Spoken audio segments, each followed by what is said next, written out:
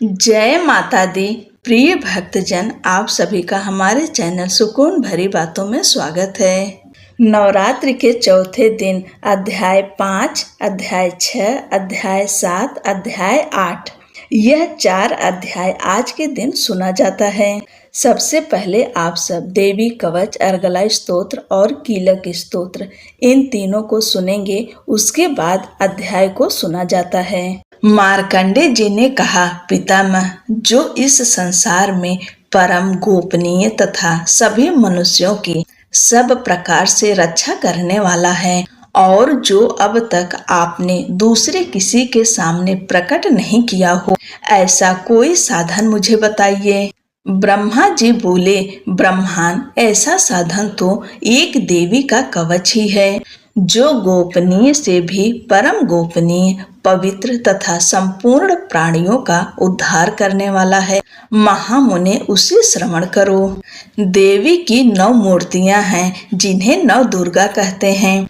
उनके पृथक पृथक अर्थात अलग अलग नाम बतलाए जाते हैं। प्रथम नाम शैलपुत्री है, दूसरी मूर्ति का नाम ब्रह्मचारिणी है, तीसरा स्वरूप चंद्रघंटा के नाम से प्रसिद्ध है, चौथी मूर्ति को कुष्मांडा कहते हैं, 5वीं दुर्गा का नाम स्कंद माता है, देवी के छठे रूप को कात्यायनी कहते हैं, 7वां कालरात्रि और 8वां स्वरूप महागौरी के नाम से प्रसिद्ध है, 9वीं दुर्गा का नाम सिद्धिदात्री है।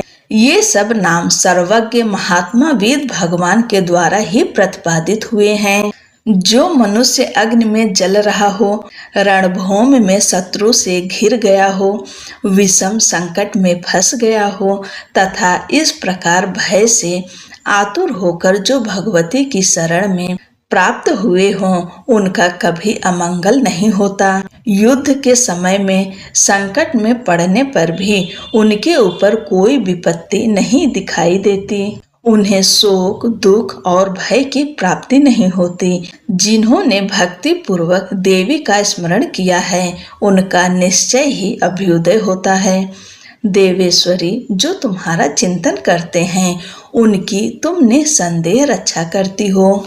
चामुंडा देवी प्रेत पर आरूढ़ होती हैं, वाराही भैंस पर सवारी करती हैं, ऐन्द्री का वाहन ऐरावत हाथी है, वैष्णो देवी गरुड़ पर ही आसन जमाती हैं, माहेश्वरी वृषभ पर आरूढ़ होती हैं, कौमारी का वाहन मयूर है, भगवान विष्णु की प्रियतमा लक्ष्मी देवी कमल के आसन पर विराजमान हैं और हाथों में कमल धारण किए हुए हैं। वृषभ पर आरूढ़ ईश्वरी देवी ने श्वेत रूप धारण कर रखा है। ब्राह्मी देवी हंस पर बैठी हुई हैं और सब प्रकार के आभूषणों से विभूषित हैं। इस प्रकार से सभी माताएं सब प्रकार की योग शक्तियों से संपन्न हैं। इसके सिवा और भी बहुत सी देवियां हैं, जो अनेक प्रकार के आभूषणों की शोभा से युक्त तथा नाना प्रकार के रत्नों से सुशोभित हैं। ये संपूर्ण देवियां क्रोध में भरी हुई हैं और भक्तों की रक्षा के लिए रथ पर बैठी हुई दिखाई देती हैं। ये शंख, चक्र, गदा, शक्ति, हल और मूसल, खेटक तथा तोमर, परशु, पाश, कुंत और त्रिशूल एवं उत्तम सारंग, धनुष आदि अस्त्र शस्त्र अपने हाथों में धारण करती हैं। दैत्यों के शरीर का नाश करना, भक्तों को अभय दान देना और देवताओं का कल्याण करना, यही उनके शस्त्र धारण करने का उद्देश्य है। महान रौद्र रूप, अत्यंत घोर पराक्रम, महान बल और महान उत्साह वाली देवी, तुम महान भय का नाश करने वाली हो, तुम्हें नमस्कार है। तुम्हारी ओर देखना भी कठिन है। शत्रुओं का भय बढ़ाने वाली जगदम्बिके, मेरी रक्षा करो। पूर्व दिशा में ऐन्द्री, इंद्र शक्ति मेरी रक्षा करें। अग्निकोण में अग्नि शक्ति मेरी रक्षा करें। दक्षिण दिशा में वाराही तथा नैऋत्य कोण में खंडक धारिणी मेरी रक्षा करें। पश्चिम दिशा में वारुणी और वायव्य कोण में मृग पर सवारी करने वाली देवी मेरी रक्षा करें।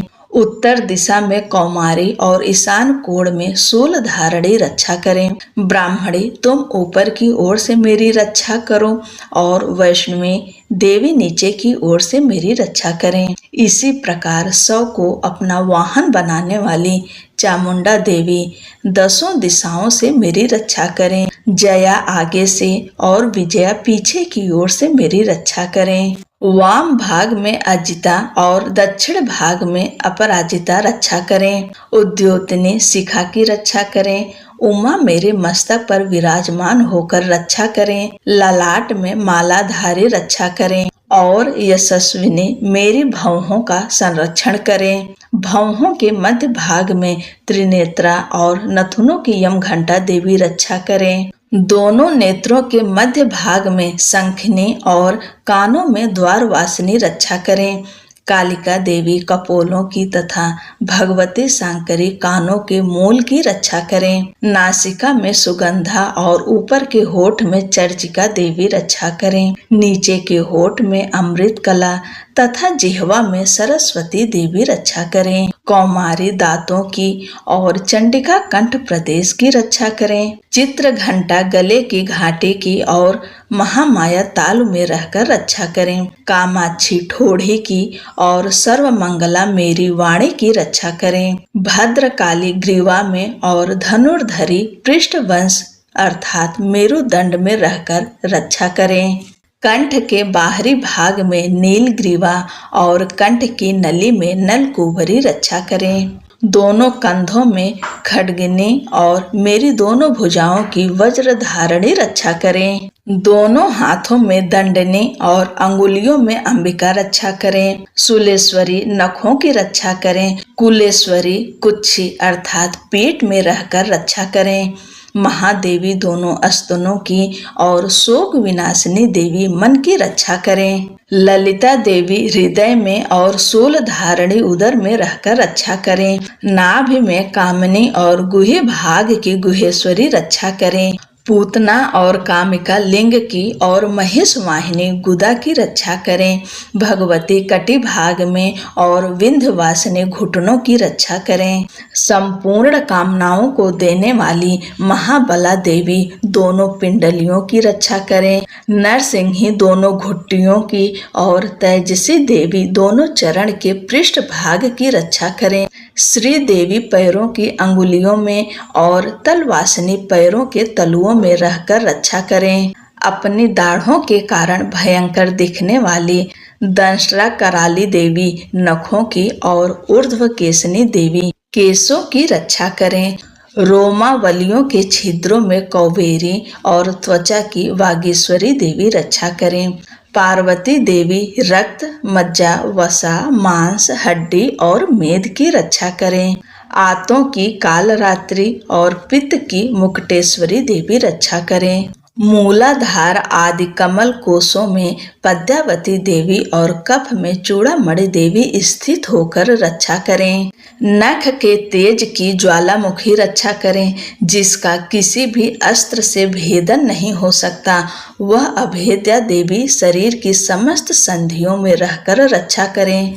ब्राह्मणी आप मेरे वीर की रक्षा करें। छत्रेश्वरी छाया की तथा धर्म धारणी देवी मेरे अहंकार मन और बुद्धि की रक्षा करें। हाथ में वज्र धारण करने वाली वज्रहस्ता देवी मेरे प्राण अपान व्यान उदान और समान वायु की रक्षा करें।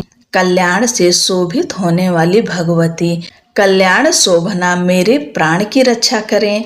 रस रूप गंध शब्द और स्पर्श इन विषयों का अनुभव करते समय योगिनी देवी रक्षा करें तथा सत्व गुण रजोगुण और तमोगुण की रक्षा सदा नारायणी देवी करें।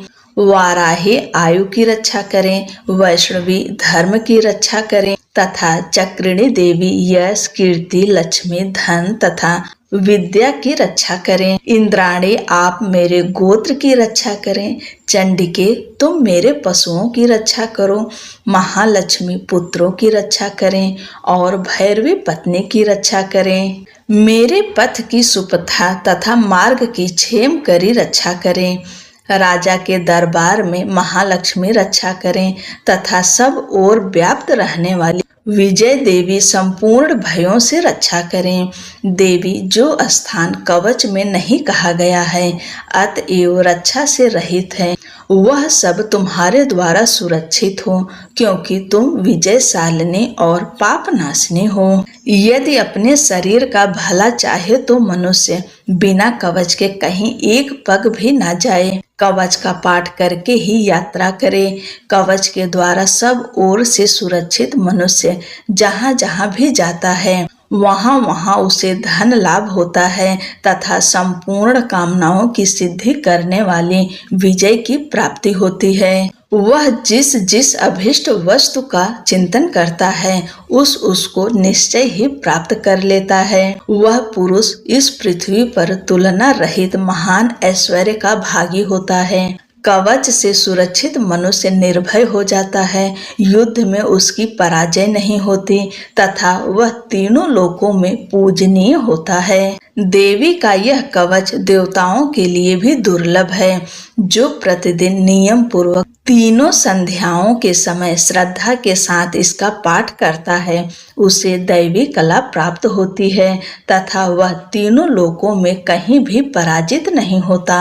इतना ही नहीं, वह अमृत्यु से रहित हो 100 से भी अधिक वर्षों तक जीवित रहता है। मकरी, चेचक, कोढ़ आदि उसकी संपूर्ण व्याधियां नष्ट हो जाती है। कनेर, भांग, अफीम, धतूरे आदि का स्थावर विष, सांप और बिच्छू आदि के काटने से चढ़ा हुआ जंगम विष तथा अहिफेन और तेल के संयोग आदि से बनने वाला कृत्रिम विष, ये सभी प्रकार के विष दूर हो जाते हैं। उनका कोई भी असर नहीं होता है। इस पृथ्वी पर मारण, मोहन आदि जितने आभिचारिक प्रयोग होते हैं तथा इस प्रकार के जितने मंत्र यंत्र होते हैं वे सब इस कवच को हृदय में धारण कर लेने पर उस मनुष्य को देखते ही नष्ट हो जाते हैं। ये ही नहीं, पृथ्वी पर विचरने वाले ग्राम देवता, आकाशचारी देव, विशेष जल के संबंध से प्रकट होने वाले गण,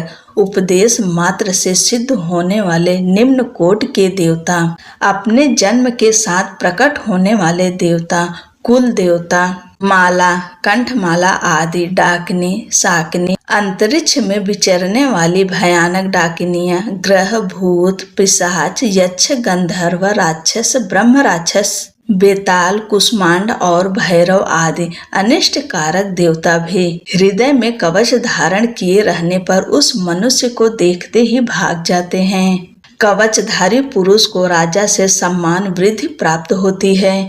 यह कवच मनुष्य के तेज की वृद्धि करने वाला और उत्तम है। कवच का पाठ करने वाला पुरुष अपनी कीर्ति से विभूषित भूतल पर अपने सुयश के साथ साथ वृद्धि को प्राप्त होता है। जो पहले कवच का पाठ करके उसके बाद सप्तशती चंडी का पाठ करता है उसकी जब तक वन, पर्वत और काननों अर्थात जंगलों सहित यह पृथ्वी टिकी रहती है तब तक यहाँ पुत्र, पौत्र आदि संतान परंपरा बनी रहती है।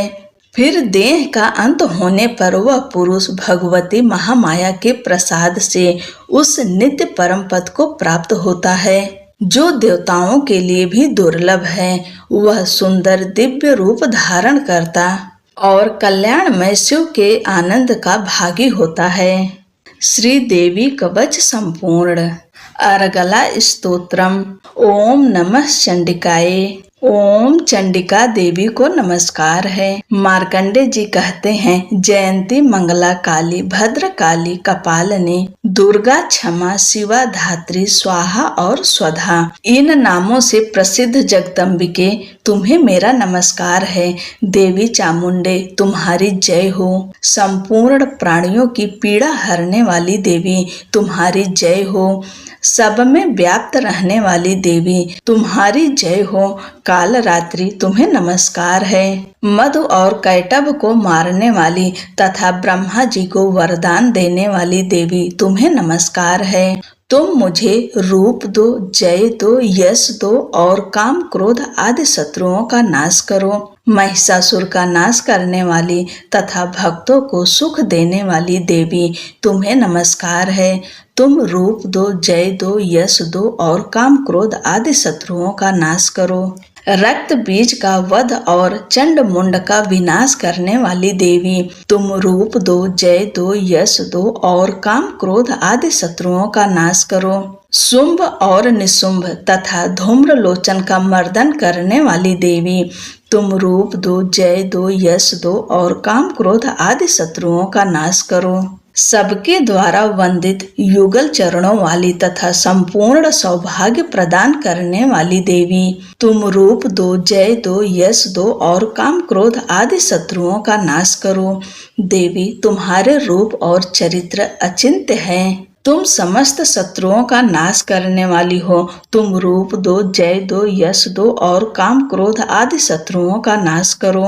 पापों को दूर करने वाली चंडिके जो भक्ति पूर्वक तुम्हारे चरणों में सर्वदा मस्तक झुकाते हैं, उन्हें रूप दो, जय दो, यश दो और काम क्रोध आदि शत्रुओं का नाश करो।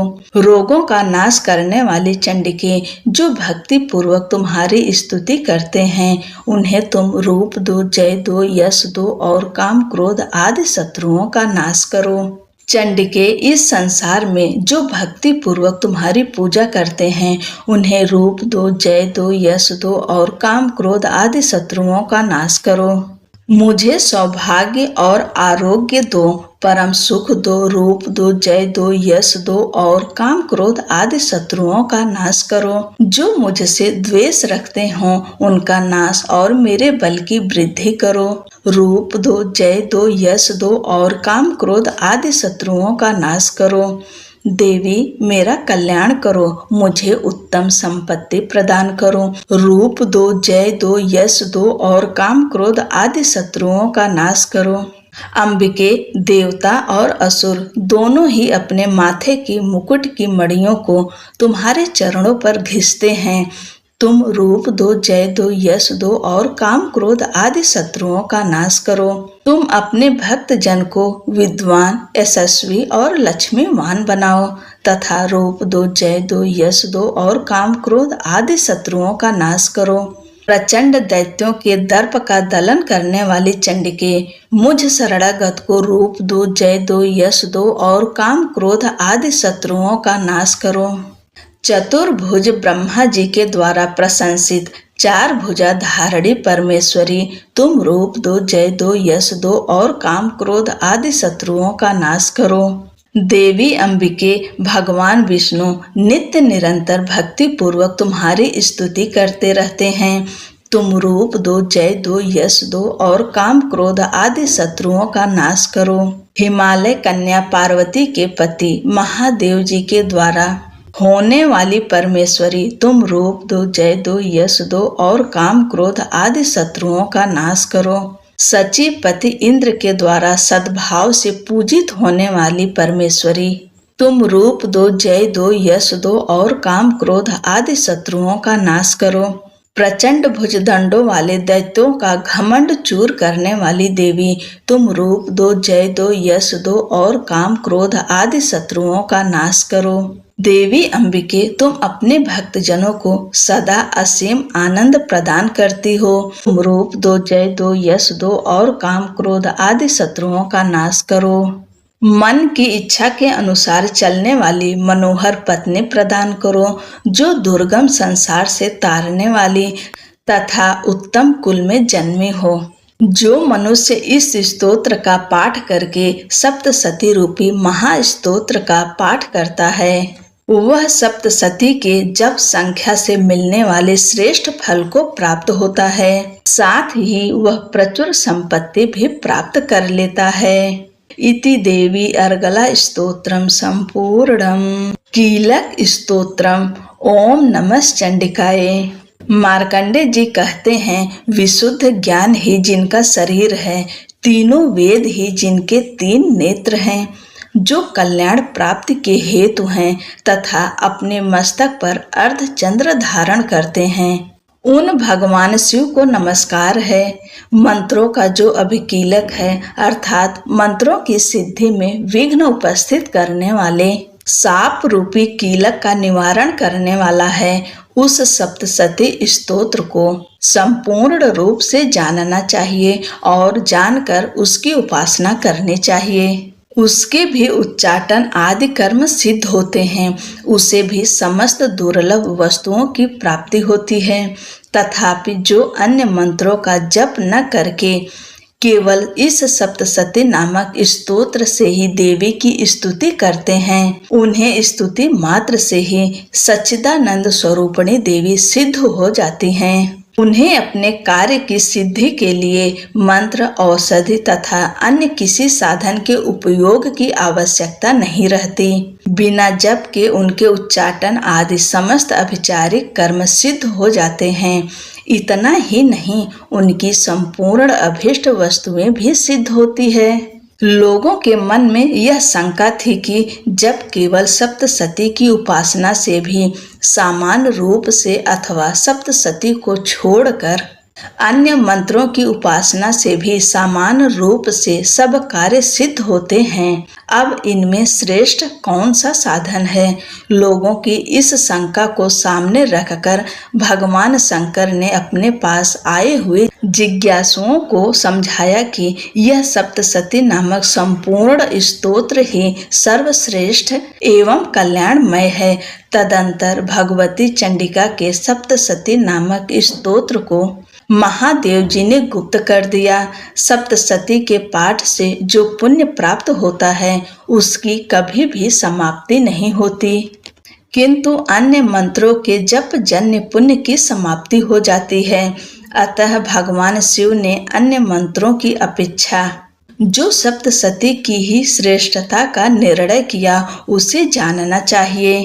अन्य मंत्रों का जप करने वाला पुरुष भी यदि सप्तशती के स्तोत्र और जप का अनुष्ठान कर ले तो वह भी पूर्ण रूप से कल्याण का भागी होता है। इसमें तनिक भी संदेह नहीं है। जो साधक कृष्ण पक्ष की चतुर्दशी अथवा अष्टमी को एकाग्रचित होकर अपना सर्वस्व समर्पित कर देता है और फिर उसे प्रसाद रूप में ग्रहण करता है, उसी पर भगवती प्रसन्न होती हैं, अन्यथा उनकी प्रसन्नता नहीं प्राप्त होती।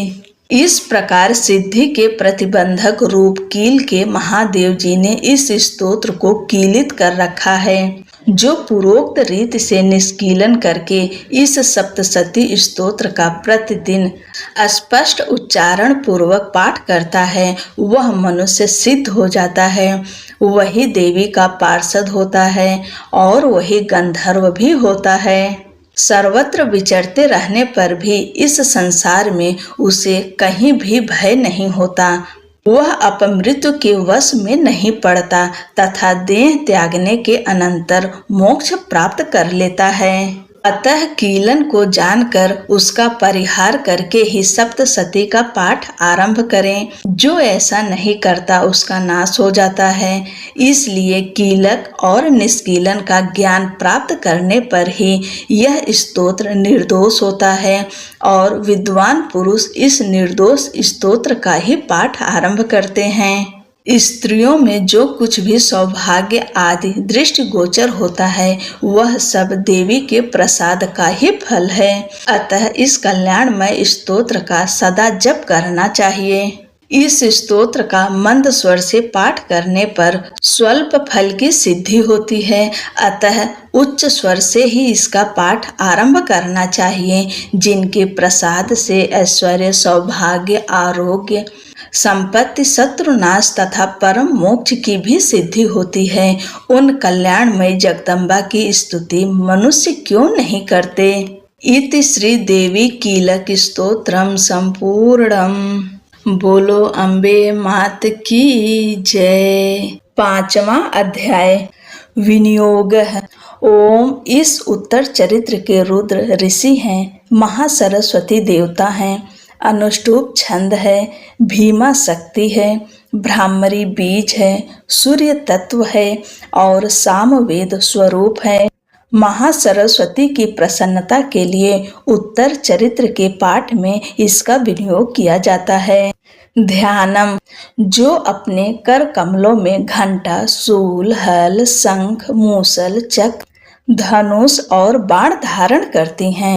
शरद ऋतु के शोभा संपन्न चंद्रमा के समान जिनकी मनोहर कांति है, जो तीनों लोकों की आधारभूता हैं और शुंभ आदि दैत्यों का नाश करने वाली हैं, तथा गौरी के शरीर से जिनका प्राकट्य हुआ है, उन महासरस्वती देवी का मैं निरंतर भजन करता हूँ। ऋषि कहते हैं, पूर्व काल में शुंभ और निशुंभ नामक असुरों ने अपने बल के घमंड में आकर सचीपति इंद्र के हाथ से तीनों लोकों का राज्य और यज्ञ भाग छीन लिए।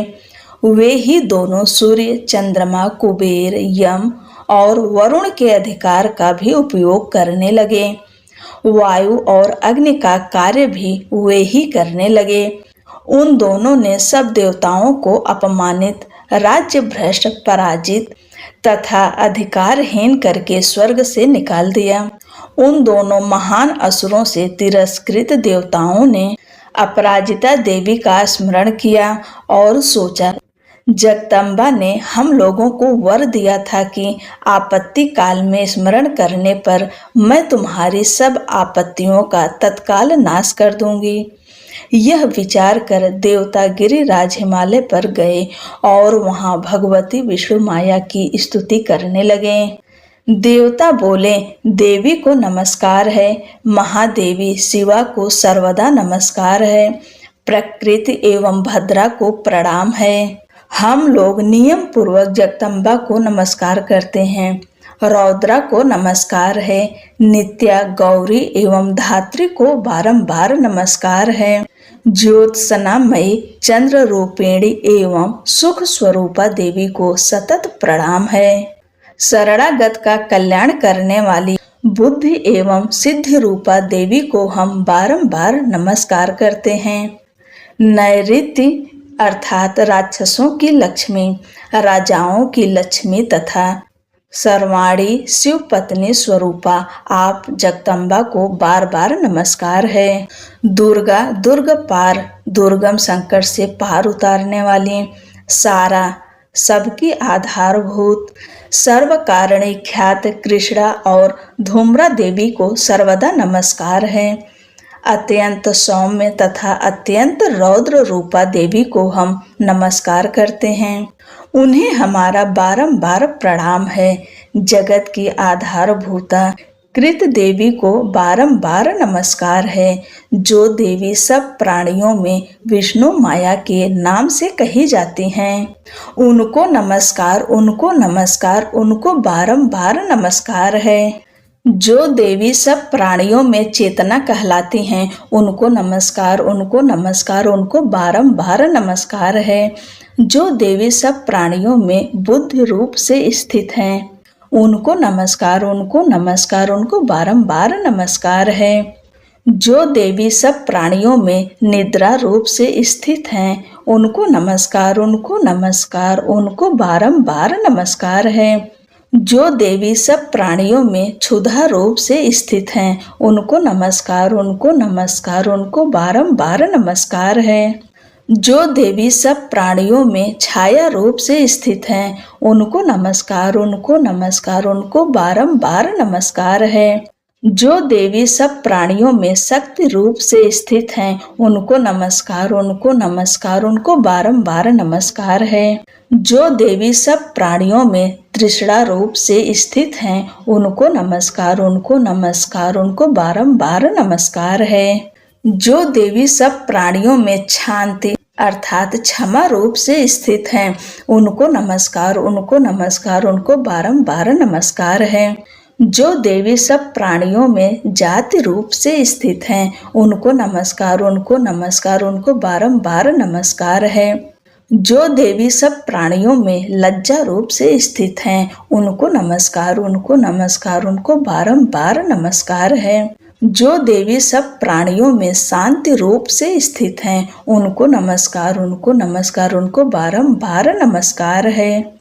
जो देवी सब प्राणियों में श्रद्धा रूप से स्थित है, उनको नमस्कार, उनको नमस्कार, उनको बारंबार नमस्कार है। जो देवी सब प्राणियों में कांति रूप से स्थित हैं, उनको नमस्कार, उनको नमस्कार, उनको बारंबार नमस्कार है। जो देवी सब प्राणियों में लक्ष्मी रूप से स्थित हैं, उनको नमस्कार, उनको नमस्कार, उनको बारंबार नमस्कार है।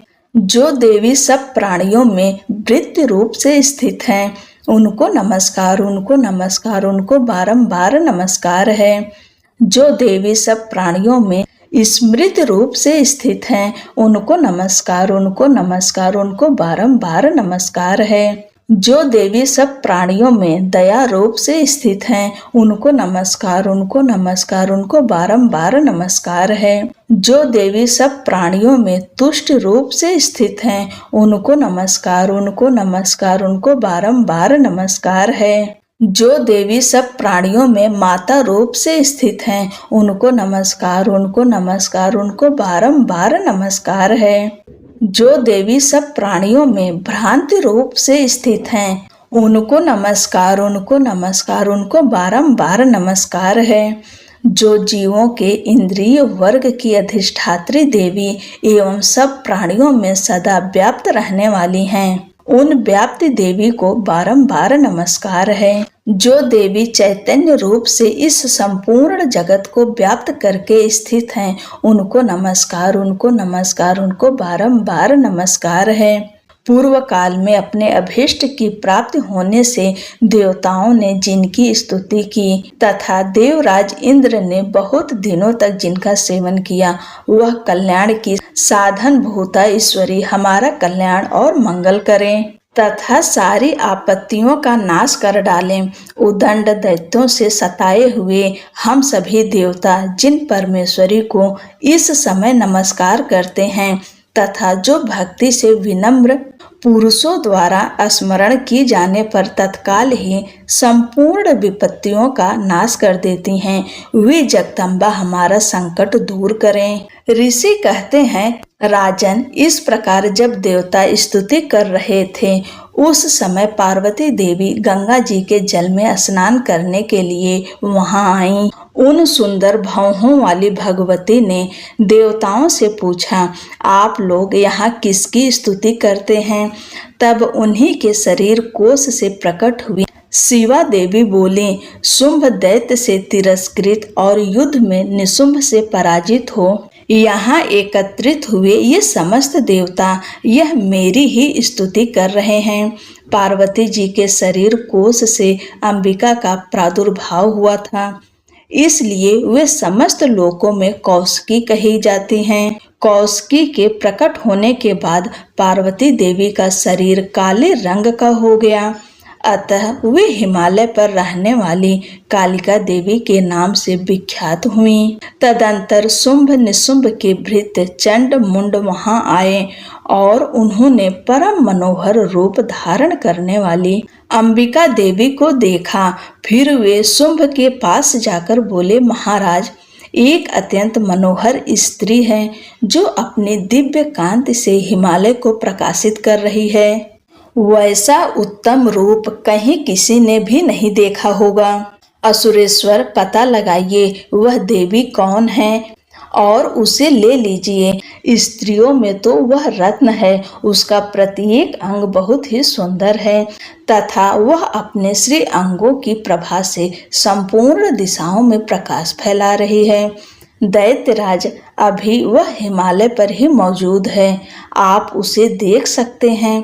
प्रभु, तीनों लोकों में मणि, हाथी और घोड़े आदि जितने भी रत्न हैं, वे सब इस समय आपके घर में शोभा पाते हैं।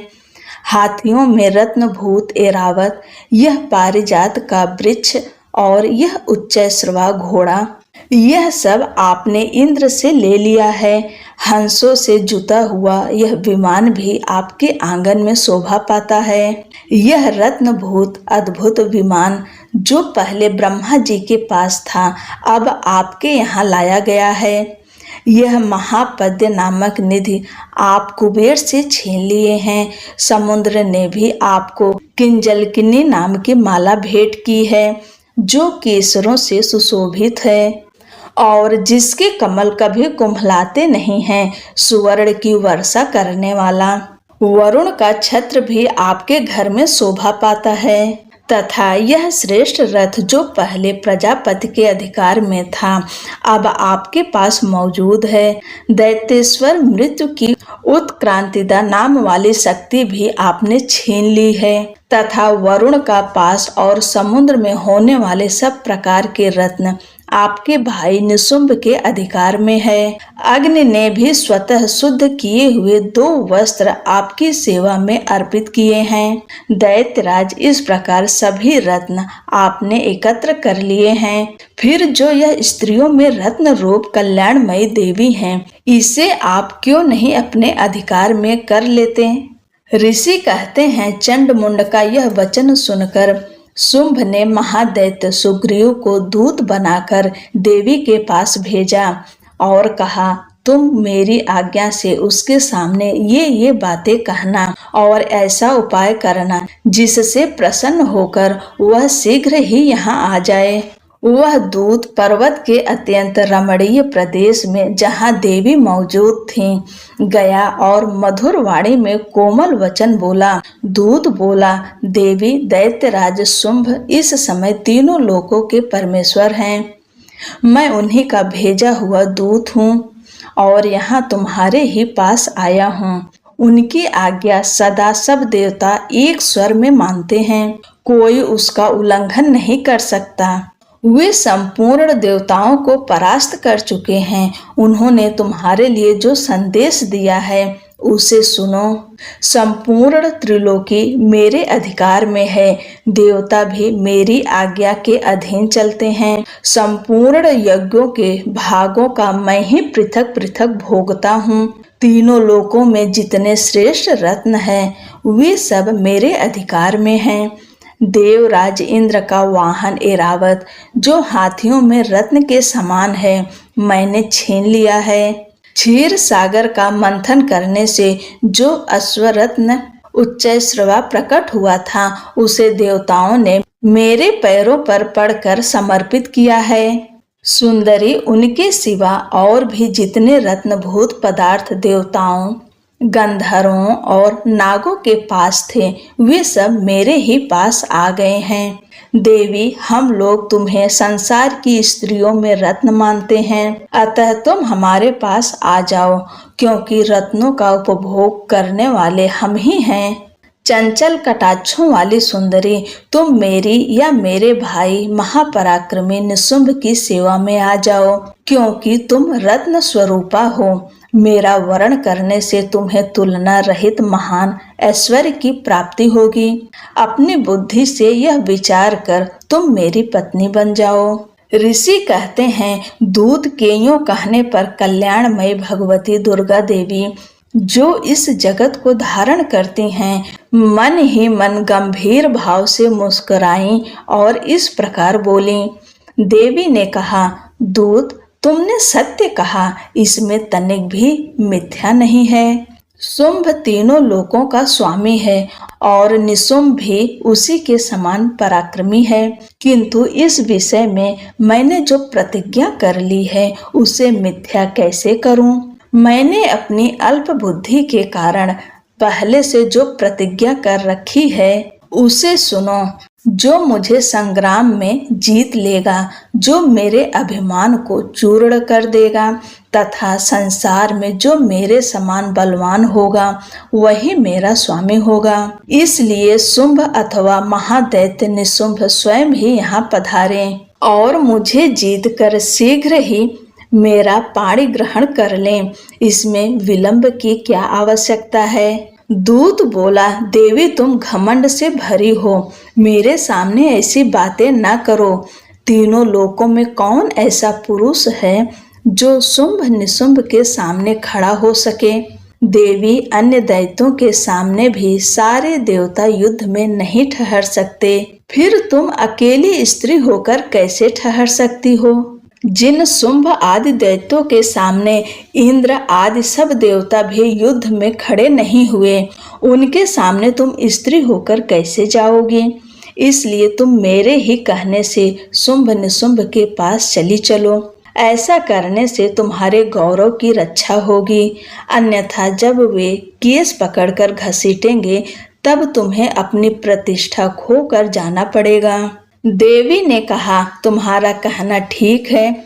शुंभ बलवान है और निशुंभ भी बड़े पराक्रमी हैं, किंतु क्या करूं, मैंने पहले बिना सोचे समझे प्रतिज्ञा कर ली है। अतः अब तुम जाओ, मैंने तुमसे जो कुछ कहा है वह सब दैत्यराज से आदर पूर्वक कहना, फिर वे जो उचित जान पड़े करें। देवी महात्म्य पंचमः। ओम तत्सत। जय जय श्री मार्कंडे पुराणे सांवरणिके मन्वंतरे। छठा अध्याय ध्यानम। मैं सर्वज्ञेश्वर भैरव के अंक में निवास करने वाली परमोत्कृष्ट पद्मावती देवी का चिंतन करता हूँ। वे नागराज के आसन पर बैठी हैं। नागों के फड़ों में सुशोभित होने वाली मणियों की विशाल माला से उनकी देह लता उद्भासित हो रही है। सूर्य के समान उनका तेज है। 3 नेत्र उनकी शोभा बढ़ा रहे हैं। वे हाथों में माला, कुंभ, कपाल और कमल लिए हुए हैं तथा उनके मस्तक में अर्धचंद्र का मुकुट सुशोभित है। ऋषि कहते हैं, देवी का यह कथन सुनकर दूत को बड़ा अमर्ष हुआ और उसने दैत्यराज के पास जाकर सब समाचार विस्तार पूर्वक कह सुनाया। दूत के उस वचन को सुनकर दैत्यराज कुपित हो उठा और दैत्य सेनापति धूम्रलोचन से बोला, धूम्रलोचन, तुम शीघ्र अपनी सेना साथ लेकर जाओ और उस दुष्टा के केस पकड़कर घसीटते हुए उसे बलपूर्वक यहाँ ले आओ। उसकी रक्षा करने के लिए यदि कोई दूसरा खड़ा हो तो वह देवता, यक्ष अथवा गंधर्व ही क्यों न हो, उसे अवश्य मार डालना। ऋषि कहते हैं, शुंभ के इस प्रकार आज्ञा देने पर वह धूम्रलोचन दैत्य 60,000 असुरों की सेना को साथ लेकर वहां से तुरंत चल दिया। वहां पहुंचकर उसने हिमालय पर रहने वाली देवी को देखा और ललकार कर कहा, अरे तू शुंभ निशुंभ के पास चल। यदि इस समय प्रसन्नता पूर्वक मेरे स्वामी के समीप नहीं चलेगी तो मैं बलपूर्वक झोटा पकड़कर घसीटते हुए तुझे ले चलूंगा। देवी बोली, तुम्हें दैत्यों के राजा ने भेजा है। तुम स्वयं बलवान हो, तुम्हारे साथ विशाल सेना भी है। ऐसी दशा में यदि मुझे बलपूर्वक ले चलोगे तो मैं तुम्हारा क्या कर सकती हूँ। ऋषि कहते हैं, देवी के यूं कहने पर असुर धूम्रलोचन उनकी ओर दौड़ा। तब अंबिका ने होम शब्द के उच्चारण मात्र से उसे भस्म कर दिया। फिर तो क्रोध में भरी हुई दैत्यों की विशाल सेना और अंबिका ने एक दूसरे पर तीखे साय को शक्तियों तथा फरसों की वर्षा आरंभ की। इतने में ही देवी का वाहन सिंह क्रोध में भरकर भयंकर गर्जना करके गर्दन के बालों को हिलाता हुआ असुरों की सेना में कूद पड़ा। उसने कुछ दैत्यों को पंजों की मार से, कितनों को अपने जबड़ों से और कितने ही महादैत्यों को पटक कर ओठ की दाढ़ों से घायल करके मार डाला। उस सिंह ने अपने नखों से कितनों के पेट फाड़ डाले और थप्पड़ मारकर कितनों के सिर धड़ से अलग कर दिए। कितनों की भुजाएं और मस्तक काट डाले तथा अपनी गर्दन के बाल हिलाते हुए उसने दूसरे दैत्यों के पेट फाड़कर उनका रक्त चूस लिया। अत्यंत क्रोध में भरे हुए देवी के वाहन उस महाबली सिंह ने क्षण भर में ही असुरों की सारी सेना का संहार कर डाला। शुंभ ने जब सुना कि देवी ने धूम्रलोचन असुर को मार डाला तथा उसके सिंह ने सारी सेना का सफाया कर डाला, तब उस दैत्यराज को बड़ा क्रोध हुआ। उसका ओठ कांपने लगा। उसने चंड और मुंड नामक 2 महादैत्यों को आज्ञा दी, हे चंड और हे मुंड, तुम लोग बहुत बड़ी सेना लेकर वहां जाओ। उस देवी के झोटे पकड़कर अथवा उसे बांधकर शीघ्र यहाँ ले आओ। यदि इस प्रकार उसको लाने में संदेह हो तो युद्ध में सब प्रकार के अस्त्र शस्त्रों तथा समस्त आसुरी सेना का प्रयोग करके उसका हत्या कर डालना। उस दुष्टा की हत्या होने तथा सिंह के भी मारे जाने पर उस अंबिका को बांधकर साथ ले शीघ्र ही लौट आना। जय जय श्री मार्कंडे पुराणे सांवरणिके मन्वंतरे देवी महात्म्य षष्ठ है। ओम तत्सत। 7वां अध्याय ध्यानम।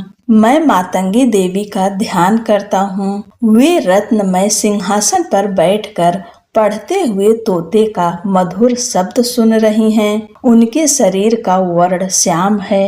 वे अपना एक पैर कमल पर रखे हुए हैं और मस्तक पर अर्धचंद्र धारण करती हैं तथा कल्हार पुष्पों की माला धारण किए वीणा बजाती हैं। उनके अंग में कसी हुई चोली शोभा पा रही है। वे लाल रंग की साड़ी पहने हाथ में शंखमय पात्र लिए हुए हैं। उनके वदन पर मधु का हल्का हल्का प्रभाव जान पड़ता है और ललाट में वेदी शोभा दे रही है। ऋषि कहते हैं तदंतर शुंभ की आज्ञा पाकर वे चंड मुंड आदि दैत्य चतुरंगिणी सेना के साथ अस्त्र शस्त्रों से सुसज्जित हो चल दिए। फिर गिरिराज हिमालय के सुवर्णमय ऊंचे शिखर पर पहुंचकर उन्होंने सिंह पर बैठी देवी को देखा। वे मंद मंद मुस्कुरा रही थी। उन्हें देखकर दैत्य लोग तत्परता से पकड़ने का उद्योग करने लगे। किसी ने धनुष तान लिया, किसी ने तलवार संभाली और कुछ लोग देवी के पास आकर खड़े हो गए। तब अंबिका ने उन शत्रुओं के प्रति बड़ा क्रोध किया। उस समय क्रोध के कारण उनका मुख काला पड़ गया, ललाट में भौहें टेढ़ी हो गई और वहां से तुरंत विकराल मुखी काली प्रकट हुई जो तलवार और पास लिए हुए थीं। वे विचित्र खटवांग धारण किए और चीते के चर्म की साड़ी पहने नर मुंडों की माला से विभूषित थीं। उनके शरीर का मांस सूख गया था, केवल हड्डियों का ढांचा था जिससे वे अत्यंत भयंकर जान पड़ती थी। उनका मुख बहुत विशाल था। जीभ लपलपाने के कारण वे और भी डरावनी प्रतीत होती थीं। उनकी आंखें भीतर को धसी हुई और कुछ लाल थीं। वे अपनी भयंकर गर्जना से संपूर्ण दिशाओं को गुजार रही थीं। बड़े बड़े दैत्यों का वध करते हुए वे कालिका देवी बड़े वेग से दैत्यों की उस सेना पर टूट पड़ी और उन सबको भक्षण करने लगीं। वे पार्श्व रक्षकों, अंकुशधारी महावतों, योद्धाओं और घंटा सहित कितने ही हाथियों को एक ही हाथ से पकड़कर मुंह में डाल लेती थीं। इसी प्रकार घोड़े, रथ और सारथी के साथ रथी सैनिकों को मुंह में डालकर वे उन्हें बड़े भयानक रूप से चबा डालते थे। किसी के बाल पकड़ लेती, किसी का गला दबा देती, किसी को पैरों से कुचल डालती और किसी को छाती के धक्के से गिराकर मार डालती थीं। वे असुरों के छोड़े हुए बड़े बड़े अस्त्र शस्त्र मुंह में पकड़ लेती और रोष में भरकर उनको दांतों से पीस डालती थीं। काली ने बलवान एवं दुरात्मा दैत्यों की वह सारी सेना रौंद डाली, खा डाली और कितनों को मार भगाया। कोई तलवार के घाट उतारे गए, कोई खटवांग से पीटे गए और कितने ही असुर दांतों के अग्रभाग से कुचले जाकर मृत्यु को प्राप्त हुए। इस प्रकार देवी ने असुरों की उस सारी सेना को क्षण भर में मार गिराया। यह देख चंड उन अत्यंत भयानक काली देवी की ओर दौड़ा तथा महादैत्य मुंड ने भी अत्यंत भयंकर बाणों की वर्षा से तथा हजारों बार चलाए हुए चक्रों से उन भयानक नेत्रों वाली देवी को आच्छादित कर दिया। वे अनेकों चक्र देवी के मुख में समाते हुए ऐसे जान पड़े मानो सूर्य के बहुतेरे मंडल बादलों के उदर में प्रवेश कर रहे हों। तब भयंकर गर्जना करने वाली काली ने अत्यंत रोष में भरकर विकट अट्टहास किया। उस समय वे अत्यंत उज्जवल दिखाई देती थीं। देवी ने बहुत बड़ी तलवार हाथ में ले हम का उच्चारण करके चंड पर धावा किया और उसके केस पकड़कर उसी तलवार से उसका मस्तक काट डाला। चंड को मारा गया देखकर मुंड भी देवी की ओर दौड़ा। तब देवी रोष में भरकर उसे भी तलवार से घायल करके धरती पर सुला दिया। महापराक्रमी चंड और मुंड को मारा गया देख मरने से बची हुई बाकी सेना भय से व्याकुल हो चारों ओर भाग गई। तदंतर काली ने चंड और मुंड का मस्तक हाथ में ले चंडिका के पास जाकर प्रचंड अट्टहास करते हुए कहा, देवी, मैं चंड और मुंड नामक इन दो महापशुओं को तुम्हें भेंट किया है। अब युद्ध में तुम शुंभ और निशुंभ का स्वयं ही वध करना। ऋषि कहते हैं, वहां लाए हुए उन चंड मुंड नामक महादैत्यों को देखकर कल्याणमय चंडी ने काली से मधुर वाणी में कहा, देवी, तुम चंड और मुंड को लेकर मेरे पास आई हो, इसलिए संसार में चामुंडा के नाम से तुम्हारी ख्याति होगी। जय जय श्री मार्कंडे पुराणे सांवरणिके मन्वंतरे देवी महात्म्य सप्तमः ओम तत्सत। 8वां अध्याय ध्यानम।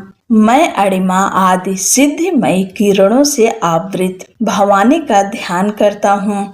उनके शरीर का रंग लाल है, नेत्रों में करुणा लहरा रही है तथा हाथों में पास, अंकुश, बाण और धनुष शोभा पाते हैं।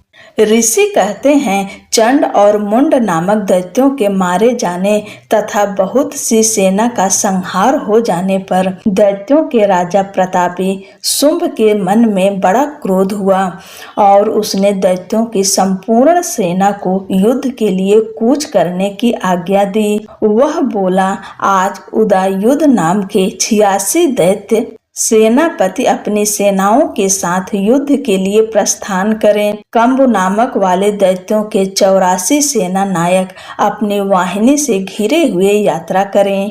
50 कोटि वीर्य कुल के और 100 धौम्र कुल के असुर सेनापति मेरी आज्ञा से सेना सहित कूच करें।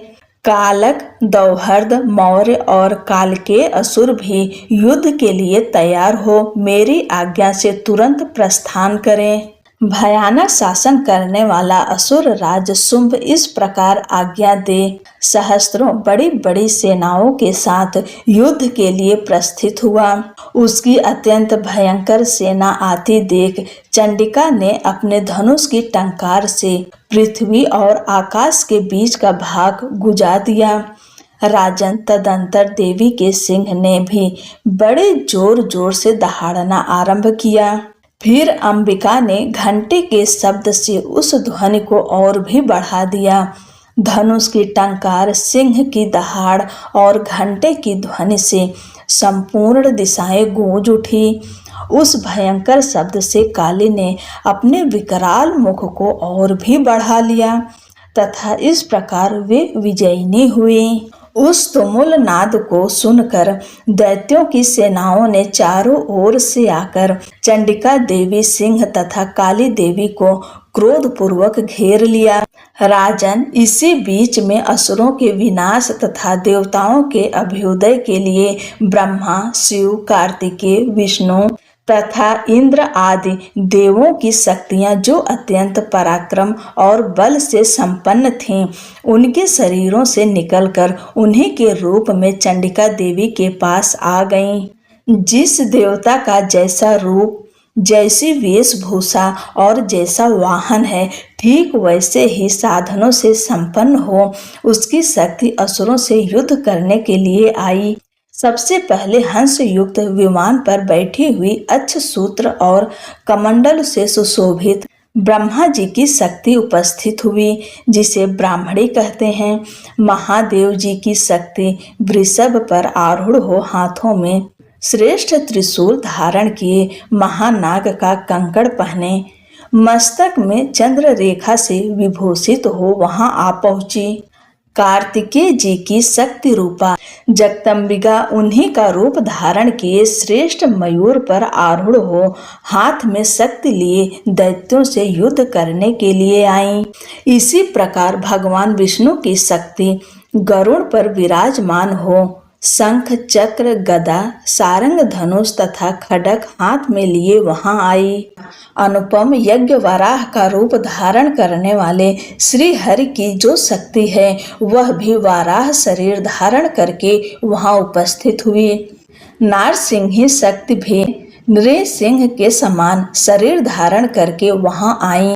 उसकी गर्दन के बालों के झटके से आकाश के तारे बिखरे पड़ते थे। इसी प्रकार इंद्र की शक्ति वज्र हाथ में लिए गजराज एरावत पर बैठकर आई। उसके भी सहस्त्र नेत्र थे। इंद्र का जैसा रूप है वैसा ही उसका भी था। तदंतर उन देव शक्तियों से घिरे हुए महादेव जी ने चंडिका से कहा, मेरी प्रसन्नता के लिए तुम शीघ्र ही इन असुरों का संहार करो। तब देवी के शरीर से अत्यंत भयानक और परम उग्र चंडिका शक्ति प्रकट हुई, जो सैकड़ों गीदड़ियों की भांति आवाज करने वाली थी। उस अपराजिता देवी ने धूमिल जटा वाले महादेव जी से कहा, भगवान आप शुंभ निशुंभ के पास दूत बनकर जाइए और उन अत्यंत गर्वीले दानव शुंभ एवं निशुंभ दोनों से कहिए, साथ ही उनके अतिरिक्त भी जो दानव युद्ध के लिए वहां उपस्थित हों उनको भी यह संदेश दीजिए, दैत्यों यदि तुम जीवित रहना चाहते हो तो पाताल को लौट जाओ। इंद्र को त्रिलोकी का राज्य मिल जाए और देवता यज्ञ भाग का उपभोग करें। यदि बल के घमंड में आकर तुम युद्ध की अभिलाषा रखते हो तो आओ, मेरी सिवाएं अर्थात योगिनियां तुम्हारे कच्चे मांस से तृप्त हो। चूंकि उस देवी ने भगवान शिव को दूत के कार्य में नियुक्त किया था, इसलिए वह शिवदूती के नाम से संसार में विख्यात हुई। वे महादैत्य भी भगवान शिव के मुंह से देवी के वचन सुनकर क्रोध में भर गए और जहाँ कात्यायनी विराजमान थीं उस ओर बढ़े। तदंतर वे दैत्य अमरस में भरकर पहले ही देवी के ऊपर बाण शक्ति और रिष्टि आदि अस्त्रों की वृष्टि करने लगे। तब देवी ने खेल खेल में ही धनुष की टंकार की और उससे छोड़े हुए बड़े बड़े बाणों द्वारा दैत्यों के चलाए हुए बाण शूल शक्ति और फरसों को काट डाला। फिर काली उनके आगे होकर शत्रुओं को शूल के प्रहार से विदीर्ण करने लगीं और खटवांग से उनका कचूमर निकालती हुई रणभूमि में विचरने लगीं। ब्राह्मणी भी जिस जिस ओर दौड़ती उसी उसी ओर अपने कमंडल का जल छिड़क कर शत्रुओं के ओज और पराक्रम को नष्ट कर देती थीं। माहेश्वरी ने त्रिशूल से तथा वैष्णवी ने चक्र से और अत्यंत क्रोध में भरी हुई कुमार कार्तिकेय की शक्ति ने शक्ति से दैत्यों का संहार आरंभ किया। इंद्र शक्ति के वज्र प्रहार से विदीर्ण हो सैकड़ों दैत्य दानव रक्त की धारा बहाते हुए पृथ्वी पर सो गए। वाराही शक्ति ने कितनों को अपनी थुथुन की मार से नष्ट किया। दाढ़ों के अग्रभाग से कितनों की छाती छेद डाली तथा कितने ही दैत्य उसके चक्र की चोट से विदीर्ण होकर गिर पड़े। नारसिंही भी दूसरे दूसरे महादैत्यों को अपने नखों से विदीर्ण करके खाती और सिंहनाद से दिशाओं एवं आकाश को गुजाती हुई युद्ध क्षेत्र में विचरने लगीं। कितने ही असुर शिवदूती के प्रचंड अट्टहास से अत्यंत भयभीत हो पृथ्वी पर गिर पड़े और गिरने पर उन्हें शिवदूती ने उस समय अपना ग्रास बना लिया। इस प्रकार क्रोध में भरे हुए मातृगणों को नाना प्रकार के उपायों से बड़े बड़े असुरों का मर्दन करते देख दैत्य सैनिक भाग खड़े हुए। मातृगणों से पीड़ित दैत्यों को युद्ध से भागते देख महासुर रक्त बीज हाथ में गदा लेकर इंद्र शक्ति के साथ युद्ध करने लगा। तब ऐन्द्री ने अपने वज्र से रक्त बीज को मारा। वज्र से घायल होने पर उसके शरीर से बहुत सा रक्त चूने लगा और उससे उसी के समान रूप तथा पराक्रम वाले योद्धा उत्पन्न होने लगे। उसके शरीर से रक्त की जितनी बूंदें गिरी उतने ही पुरुष उत्पन्न हो गए। वे सब रक्त बीज के समान ही वीर्यवान, बलवान तथा पराक्रमी थे। वे रक्त से उत्पन्न होने वाले पुरुष भी अत्यंत भयंकर अस्त्र शस्त्रों का प्रहार करते हुए वहां मातृगणों के साथ घोर युद्ध करने लगे। पुनः वज्र के प्रहार से जब उसका मस्तक घायल हुआ तब रक्त बहने लगा और उससे हजारों पुरुष उत्पन्न हो गए। वैष्णवी ने युद्ध में रक्त बीज पर चक्र का प्रहार किया तथा ऐन्द्री ने उस दैत्य सेनापति को गदा से चोट पहुंचाई। वैष्णवी ने चक्र से घायल होने पर उसके शरीर से जो रक्त बहा और उससे जो उसी के बराबर आकार वाले सहस्त्रों महादैत्य प्रकट हुए, उनके द्वारा संपूर्ण जगत व्याप्त हो गया। कौमारी ने शक्ति से, वाराही ने खड्ग से और माहेश्वरी ने त्रिशूल से महादैत्य रक्त बीज को घायल किया। क्रोध में भरे हुए उस महादैत्य रक्त बीज ने भी गदा से सभी मातृ शक्तियों पर पृथक पृथक प्रहार किया। शक्ति और शूल आदि से अनेक बार घायल होने पर जो उसके शरीर से रक्त की धारा पृथ्वी पर गिरी, उससे भी निश्चय ही सैकड़ों असुर उत्पन्न हुए। इस प्रकार उस महादैत्य के रक्त से प्रकट हुए असुरों द्वारा संपूर्ण जगत व्याप्त हो गया। इससे उन देवताओं को बड़ा भय हुआ। देवताओं को उदास देख चंडिका ने काली से शीघ्रता पूर्वक कहा, चामुंडे, तुम अपना मुख और भी फैलाओ तथा मेरे शस्त्रपात से गिरने वाले रक्त बिंदुओं और उनसे उत्पन्न होने वाले महादैत्यों को तुम अपने इस उतावले मुख से खा जाओ। इस प्रकार रक्त से उत्पन्न होने वाले महादैत्यों का भक्षण करती हुई तुम रण में विचरती रहो। ऐसा करने से उस दैत्य का सारा रक्त क्षीण हो जाने पर वह स्वयं भी नष्ट हो जाएगा।